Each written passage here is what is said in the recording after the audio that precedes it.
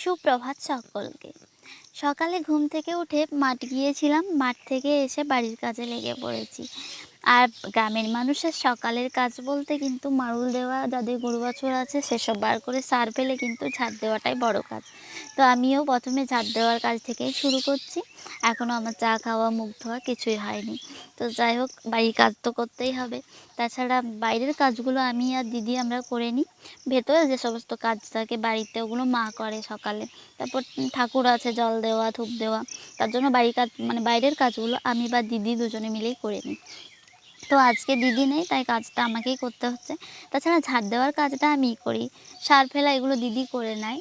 আর সকালে আমার টিউশন থাকে, তো এখন তো মর্নিং স্কুল, তাই সকালে টিউশনের ব্যাপারটা কিন্তু নেই, বিকেলে টিউশন পড়াতে হয়। আর এদিকে আমাদের গোয়াল ঘর, তো 3টে গরু আছে, সার ফেলে নিলাম। এবার ঝাড় দেওয়ার পরেই দেখতে পাচ্ছেন কত বড় উঠোন, এদিকেও আছে, এদিকে তো ঝাড় দেওয়া হয়ে গেছে। নোংরাগুলো সার ডোবাতে ফেলতে হবে, তাই ফেলে নিচ্ছি। আর অনেকেই দেখেছি বলে আমার মানে অনেক দেখে আর কি বলে যে এত কাজ করে, মানে কিন্তু আমি বলবো কাজের কোনো ছোট বড় নেই। পড়াশুনোর সাথে কাজের কোনো সম্পর্কই নেই। বাড়ির কাজ করতে হবে না, সবাইকেই করতে হয়। আর যাদের বাড়িতে আরও অনেকেই আছে তারা হয়তো পড়াশোনার মধ্যে দিয়েই থাকে, কিন্তু আমাদের বাড়িতে দিদি, আমি, মা কাজের বলতে, তার জন্য এই সব কাজেই কিন্তু আমরা সবাই মিলেই করি। আর সাথে আমরা পড়াশুনোও করি, দিদিও পড়াশুনো করছে, আমিও পড়াশুনো করছি। তাই আর কোনো কাজ করতে আমার লজ্জা বা কাজ করলে ছোট মনে হয় এরকম কিন্তু আমার কখনোই মনে হয় না। আমি মাঠের কাজও করি, বাড়ির কাজ, গরু বাছুর সবই করি। আর বাইরেরও কাজ করি, অফিসে যে কোনো কাজ বা ব্যাংক, সব কাজেই করতে হয়। তাই কাজের সাথে মানুষকে বিচার করা উচিত না। অনেকেই হয়তো করে থাকেন, আমি দেখেছি। অনেকেই কমেন্টও করে, অনেকেই মেসেজ করে বলেছে স্পেশালি যে এসব কাজ করে দেখে তো মনে হয় না। ভাই, কাজের সাথে দেখে মনে হওয়ার কী আছে?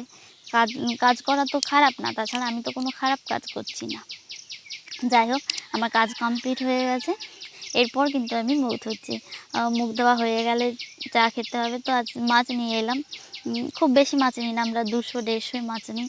রোজ রোজ তো আর বেশি নেওয়া যায় না। 3-4টা লোক আমাদের বাড়িতে, আজকে তো দিদিনে 4 জন আছি, তাই কম করে নিয়েছি। এবার চলে এসেছি আমি গায়ে ধোয়াতে।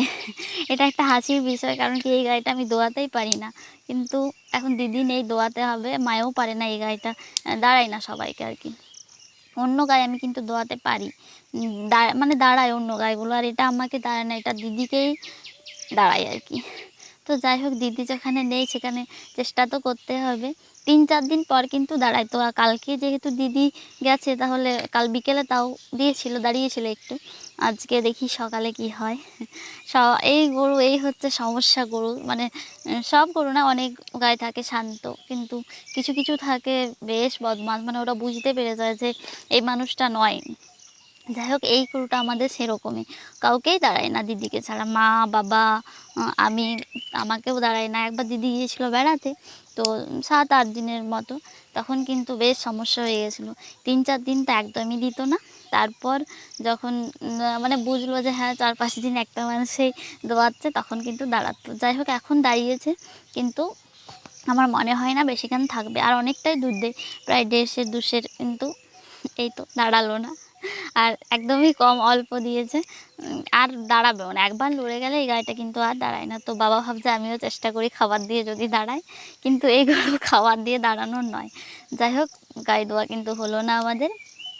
বাবা চেষ্টা করছে, পারবে না জানি। বাবা এমনিতেই গায়ে দোয়াতে পারে না, তাও দেখলো যদি দেয় আর কি, তো দেয়নি। এবার আমি যাব আর একটু ব্যাংকে, মানে কাজ আছে ব্যাংকে, ব্লকে, আর একটু বিএলআর অফিসেও কাজ আছে, তো বেরোবো। বাড়িতে তো যা তা অবস্থাতেই থাকি, চুল টুল ছাড়ানো হয়ই না একদমই। তো বাইরে যাবো, ওভাবে গেলে তো আর হয় না। কমসে কম একটু চুলটা আঁচড়াতেই হয়, বাকি সে ভূতের মতোই যাবো আর কি। তো যাই হোক, আমি কিন্তু রেডি হয়ে নিচ্ছি। রেডিও, আর বাইরে যাওয়া গরম, ভীষণ গরম, মানে বাইরে বেরোনো।